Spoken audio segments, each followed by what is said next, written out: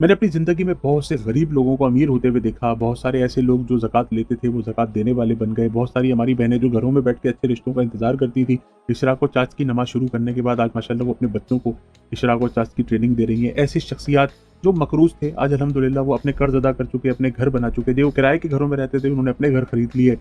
जो माँ-बाप के नाफ़रमान थे, आज वो माँ-बाप को लेके हज और उम्रे पे चले गए। ऐसे लोग, ऐसी-ऐसी शख्सियत जो जेलों के अंदर बंद थे, बेजा मुकदमों के अंदर बंद थे, आज अल्हम्दुलिल्लाह वो बाइज़्ज़त बरी होके बड़ी इज़्ज़त की और सुकून की ज़िंदगी गुज़ार रहे हैं। मैंने इशराक और चाश्त पढ़ने वालों को कभी गरीब नहीं देखा, मैंने कभी उनको ज़कात लेते हुए नहीं देखा, मैंने उनको कभी तरसते हुए नहीं देखा। उनको हमेशा मैंने खुशहाल देखा, मालदार देखा, उनकी ज़िंदगी में बड़ी बरकत देखी। وإذا مرضت فهو يشفين. अल्हम्दुलिल्लाहि रब्बिल आलमीन वस्सलातु वस्सलामु अला सय्यदिल अंबिया'i वल मुरसलीन व खातमन नबिय्यीन सल्लल्लाहु अलैहि वसल्लम। अम्मा बाद फ़अऊज़ु बिल्लाहि मिनश शैतानिर रजीम। बिस्मिल्लाहिर रहमानिर रहीम। अल्लाहुम्मा सल्लि अला सय्यदिना व मौलाना मुहम्मदिन व अला आलिहि व सहबिहि व बारिक वसल्लिम अलैहि। अस्सलामु अलैकुम व रहमतुल्लाहि व बरकातुहू। आपके बेहद पसंदीदा वीलॉग के साथ आपका मेज़बान आगा मिनहाज एक बार फिर हाजिर खिदमत है। नाज़रीन मोहतरम, इस बार हमसे सोशल मीडिया पे पूछा जाता है कि इशराक और चाश्त की नमाज के बारे में क्या हुक्म है। इशराक और चाश्त की नमाज किस वक्त पढ़नी चाहिए, इसको पढ़ने की क्या अफादियत है, इसको कैसे पढ़ना चाहिए, किस तरह पढ़ना चाहिए, क्यों पढ़ना चाहिए, इसको पढ़ने से क्या फ़वाइद हैं, इसकी क्या फ़जीलत है, इसको पढ़ने के बाद क्या हासिल होता है और इसको छोड़ने के क्या नुकसानात हैं, छोड़ने के क्या गुनाह हैं। तो आइए इशराक और चाश्त के बारे में थोड़ी सी गुफ्तगू करते हैं। नाज़रीन मोहतरम, इशराक और चाश्त ऐसा है कि जैसे जिस शख्स ने फजर की नमाज अदा की, उसके 1 घंटे के बाद जब सूरज निकलता है और थोड़ा सा ऊपर चला जाता है, जब सूरज रोशनी थोड़ी सी तेज़ हो जाती है, यानी कि फजर के बाद तकरीबन 1 से सवा घंटे के बाद, तो हम 2 नफिल पढ़ते हैं इशराक के और 2 नफिल पढ़ते हैं चाश्त के। इसके पढ़ने के बेशुमार फजीलतें, बेशुमार अफादियत, बेशुमार फ़ायदे, ऐसे फ़ायदे जिसको उंगलियों पे गिना नहीं जा सकता। अगर हम तादाद बैठ के इसकी गिनना शुरू हो जाएं तो पूरी रात ख़त्म हो जाएगी, इसकी जो हम अफादियत पे गुफ्तगू नहीं कर सकते। मैंने अपनी ज़िंदगी में बहुत से गरीब लोगों को अमीर होते हुए देखा, बहुत सारे ऐसे लोग जो ज़कात लेते थे वो ज़कात देने वाले बन गए, बहुत सारी हमारी बहनें जो घरों में बैठ के अच्छे रिश्तों का इंतज़ार करती थी, इशराक और चाश्त की नमाज़ शुरू करने के बाद आज माशाअल्लाह वो अपने बच्चों को इशराक और चाश्त की ट्रेनिंग दे रही हैं। ऐसी शख्सियात जो मकरूज़ थे, आज अल्हम्दुलिल्लाह वो अपने कर्ज़ अदा कर चुके, अपने घर बना चुके, जो किराए के घरों में रहते थे उन्होंने अपने घर खरीद लिए। जो माँ बाप के नाफरमान थे, आज वो माँ बाप को लेके हज और उम्रे पे चले गए। और ऐसे लोग, ऐसी-ऐसी शख्सियत जो जेलों के अंदर बंद थे, बेजा मुकदमों के अंदर बंद थे, आज अल्हम्दुलिल्लाह वो बाइज़्ज़त बरी होके बड़ी इज़्ज़त की और सुकून की ज़िंदगी गुज़ार रहे हैं। मैंने इशराक और चाश्त पढ़ने वालों को कभी गरीब नहीं देखा, मैंने कभी उनको ज़कात लेते हुए नहीं देखा, मैंने उनको कभी तरसते हुए नहीं देखा। उनको हमेशा मैंने खुशहाल देखा, मालदार देखा, उनकी ज़िंदगी में बड़ी बरकत देखी, उनको बड़ा दीनदार पाया। क्योंकि इशराक और चाश्त की नमाज़ पढ़ने वाले ऐसे तो हो नहीं सकते ना। इशराक और चाश्त की नमाज़ वही पढ़ेगा जो पंजगाना नमाज की पाबंदी करने वाला होगा, वो इशराक और चाश्त पढ़ेगा। जो पंजगाना नमाज की पाबंदी करने वाला होगा वो रोज़ाना कुरान पाक की 1 पेज की तिलावत करेगा। तो ये वो नवाफिल हैं जो आपको अल्लाह और उसके रसूल सल्लल्लाहु अलैहि वसल्लम की कुर्बत अता फरमाते हैं, उनकी दुनिया अच्छी होती है।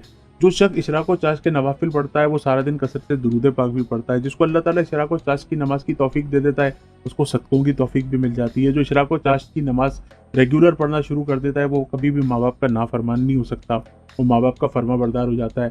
जो इशराक और चाश्त के नवाफिल पढ़ना शुरू कर देता है उसके दरवाजे से कभी कोई खाली हाथ नहीं जाता। जो इशराक और चाश्त की नमाज बाकायदगी से पढ़ता है, ऐसा नहीं हो सकता कि वो अपनी बीवी पर जुल्म करता हो, वो अपने ससुराल वालों के साथ अच्छा सलूक ना करता हो, वो अपने बहन भाइयों के साथ अच्छा सलूक ना करता हो, वो उसने अखलाक अच्छे ना हो, वो अपने पड़ोसियों के साथ अच्छा ना हो, ऐसा हो नहीं सकता। क्योंकि अल्लाह तबारक व तआला की बारगाह में जब आपके फ़राइज़ कबूल होने शुरू हो जाते हैं ना, तब आपको नवाफिल की तौफीक मिल जाती है। जब आपको नवाफिल की अल्लाह तबारक व तआला तौफीक दे देता है, क्योंकि नवाफिल की तौफीक उनको मिलती है जिनको अल्लाह तबारक व तआला अपने से करीब करना चाहता है। क्योंकि यहाँ पे तो लोग नमाज़ों को इस तरह से पढ़ते हैं कि जैसे वो बेदिली के साथ नमाज पढ़ रहे हैं, जैसे वो एक्सरसाइज कर रहे हैं, जैसे उनको कसरत करने का किसी ने कहा, जैसे उन्होंने कहा कि ज़बरदस्ती अपनी ड्यूटी को अंजाम देना, जल्दी जल्दी से मस्जिद में गए, जल्दी जल्दी से उल्टा सीधा वज़ू किया, उल्टा सीधा वज़ू करने के बाद उन्होंने जाके जितनी देर में आपने अल्लाहु अकबर नहीं कहा उन्होंने पता चला 4 फ़र्ज़ पढ़ लिए। जब इमाम साहब के पीछे नमाज़ पढ़ रहे हैं तो ऐसा लग रहा है कि जैसे वो इधर उधर देख रहे हैं, हाथ कभी कहीं बांधा हुआ है। तो ऐसी अल्लाह तबारक व तआला फरमाता है ना कि नमाज़ें मुँह पे दे मारी जाएंगी। تو یہ وہی نمازیں ہوں گی جو منہ پہ دے ماری جائیں گی. اللہ نہ کرے کسی کی نمازیں منہ پہ دے ماری جائیں. اللہ تبارک و تعالیٰ ہماری سب کی ٹوٹی پھوٹی عبادتوں کو اپنی بارگاہ اقدس میں قبول و مقبول و منظور فرمائے.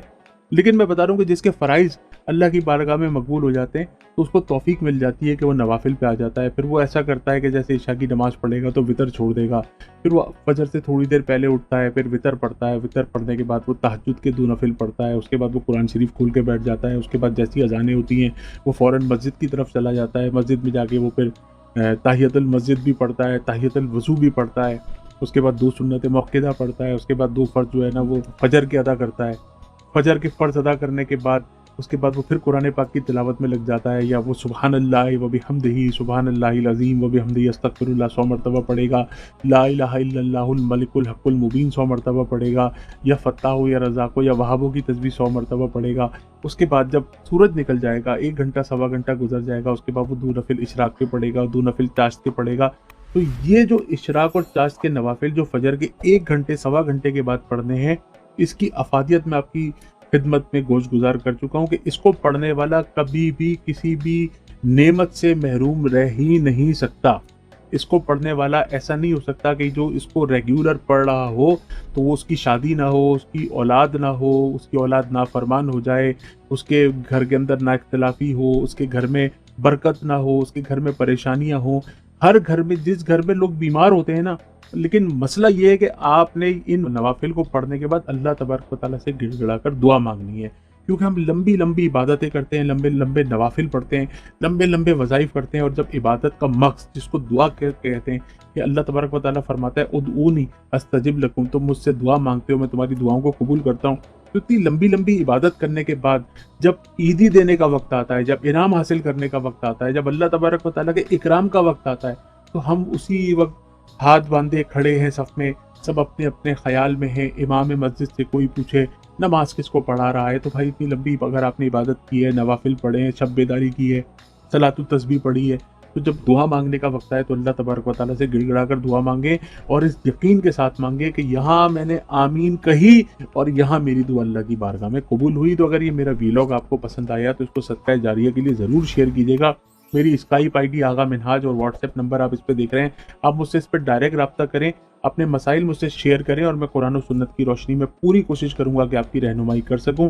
5 گانا نماز کی پابندی کیجیے, باوضو رہیے, ہر فرض نماز کے بعد آیت الکرسی پڑھیے, 33 مرتبہ سبحان اللہ, 33 مرتبہ الحمدللہ, 34 مرتبہ اللہ اکبر جس کو تسبیح فاطمہ کہتے ہیں, اس کو ضرور اپنی زندگی میں شامل کریں. آب زمزم سے دوستی کریں, روزانہ اس کو بیت اللہ کی طرف منہ کر کے آب زمزم پئیں, اور آب زمزم پینے کے بعد اللہ تبارک و تعالیٰ سے گڑ گڑا کر دعا کریں. سیڑھیاں چڑھتے وقت اللہ اکبر اور اترتے وقت سبحان اللہ ضرور پڑھیں. السلام علیکم ورحمۃ اللہ وبرکاتہ. وإذا مرضت فهو يشفين